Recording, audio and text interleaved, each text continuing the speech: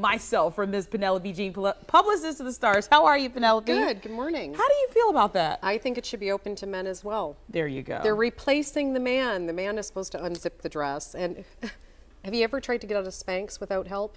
It's not going to happen. It's not going to happen. You need help. There you go. We need help. All right. Speaking of somebody that needs help, looks like she got it. Lindsay Lohan seems like she's trying to. She does. She seems like she's trying. And is this recent, Penelope? Because she looks great.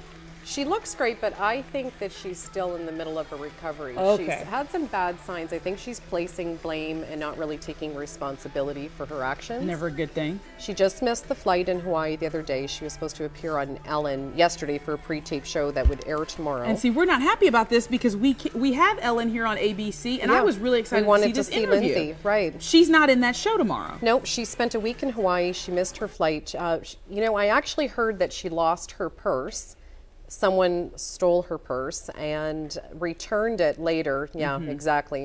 Sounds like an excuse. Returned it later with all of her identification still intact. And everything was there except her pocket change, which was 10 grand, by the way.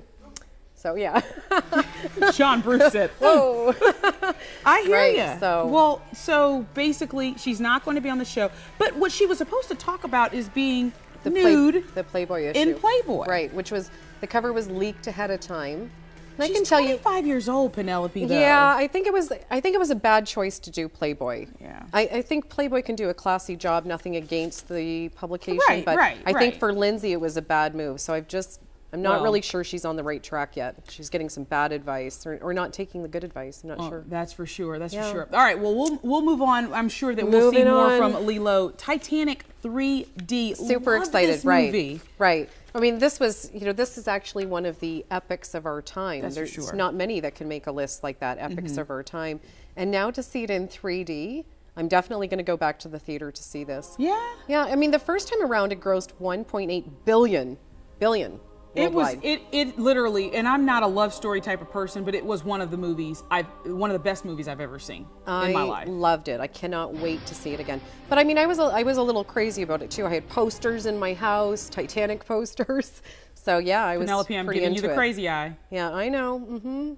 No, that was me for sure. Erica Zapetza, our beautiful producer, has just informed me that she saw it 7 times. All right. Was it consecutively, Erica? 7 times in the theater at the consecutively. Theater. She's telling me right now. All right, Erica, we're going to have to go together Erica's to see it. Getting the crazy eye too. We love you, Erica. No, it's good. It was good. Loved it. All right, talking Liz Taylor. Oliver, we talked about this before. Her jewelry now on sale. Right. Such beautiful jewelry over there at Christie's. So what exactly do you have to do to get some? Is it on auction? Are they just selling it? It was. So Christie's did the auction and they just, here's some of the figures. So they estimated that this would gross $20 million and it actually was $116 million at the end of the day.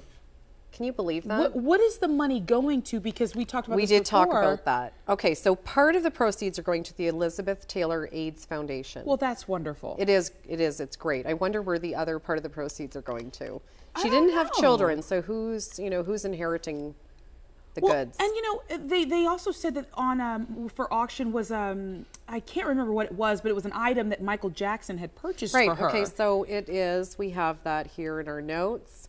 Michael Jackson gave her a $600,000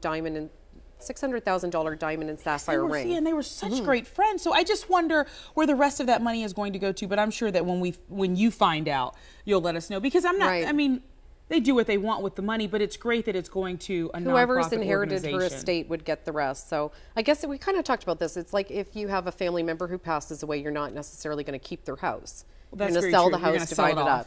Right. All right, and very quickly, we want to talk about Orson Welles. Right. Also in the news. Right, so this is really neat. So his Oscar is on eBay right now. This is the Oscar he won for Citizen Kane. And there actually is a rule in place that you're not supposed to sell the awards. And he did not sign an agreement at the time that would preclude him from selling that. So he's one of the very few people who, it's at large right now.